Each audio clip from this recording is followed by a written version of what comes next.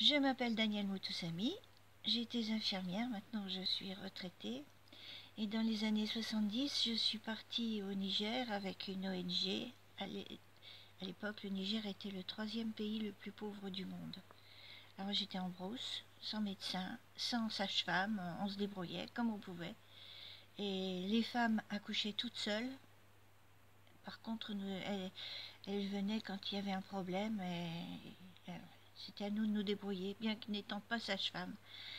Voilà, un jour, on m'a amené une petite jeune femme d'à peine 15 ans pour accoucher. Je pense que c'est à cause de son jeune âge qu'on me l'amenait et apparemment tout allait bien se passer, mais la poche des réseaux s'est rompue et le cordon ombilical est apparu. C'est ce qu'on appelle une procidence du cordon, c'est l'urgence absolue. Parce que si la tête du bébé s'engage, le cordon est comprimé, l'enfant est asphyxié et il meurt. Alors, j'ai repoussé la tête du bébé au maximum pour éviter qu'il descende trop. On a mis la petite jeune femme sur un pancart, sur le plateau d'une 404, et on a fait 100 km sur la piste pour atteindre l'hôpital le plus proche.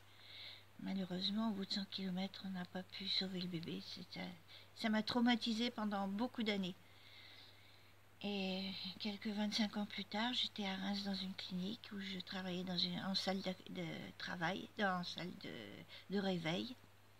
J'ai vu arriver dans le bloc en urgence un chariot avec une sage-femme qui repoussait la tête d'un bébé aussi, comme moi j'avais fait. On avait préparé une salle d'opération en urgence. La jeune maman a été anesthésiée, le bébé est sorti vivant, on l'a sauvé. Autrement dit, si au Blanc il se passe ce genre de problème, on va se retrouver dans les mêmes conditions qu'au Niger, le troisième pays le plus pauvre du monde. Et c'est terriblement grave, quoi. Voilà.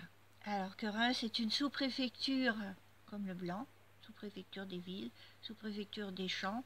Et alors bébé des villes, bébé des champs, oui, l'égalité au fronton des mairies.